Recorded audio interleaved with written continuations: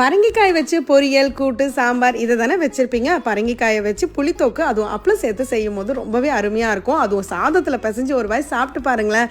நான் எப்படின்னு சொல்றதை விட நீங்களே சொல்லுவீங்க. ஸோ ஒரு பெரிய மஞ்சள் பூசணிக்கால ஒரு ஸ்லைஸ் மட்டும் எடுத்து சின்ன சின்னதாக கட் பண்ணி வச்சுக்கிட்டேன். இதுக்கு ஒரு ஸ்பெஷல் மசாலா ரெடி பண்ணிக்கலாம். தவால 2 டீஸ்பூன் தனியா, 4-5 காஞ்ச மிளகாய், 1 டேபிள் ஸ்பூன் கடலைப்பருப்பு, 1/2 டீஸ்பூன் மிளகு, 1/2 டீஸ்பூன் சோம்பு, சீரகத்தை நல்லா வறுத்துக்கோங்க. வாசனைக்காக கொஞ்சம் கருவேப்பிலை சேர்த்து வறுத்துட்டு பவுடர் பண்ணி வச்சுக்கோங்க. இப்ப சட்டியில ஒரு கரண்டி நல்லெண்ணெய், 1/2 டீஸ்பூன் கடுகு, 1 டீஸ்பூன் கடலைப்பருப்பு, 1 சிட்டிகை வெந்தயம், 4 காஞ்ச மிளகாய், கருவேப்பிலை, 5 பல் பூண்டை இடிச்சு சேர்த்துக்கோங்க.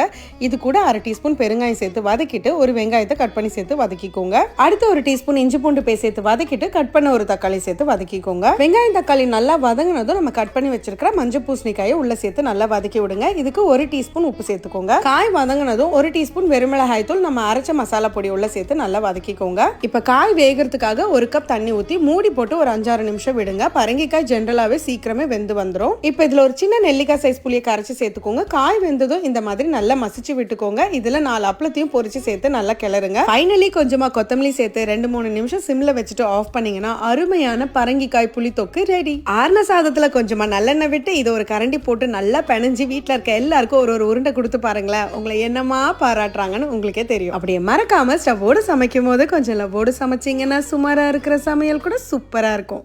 எப்படி?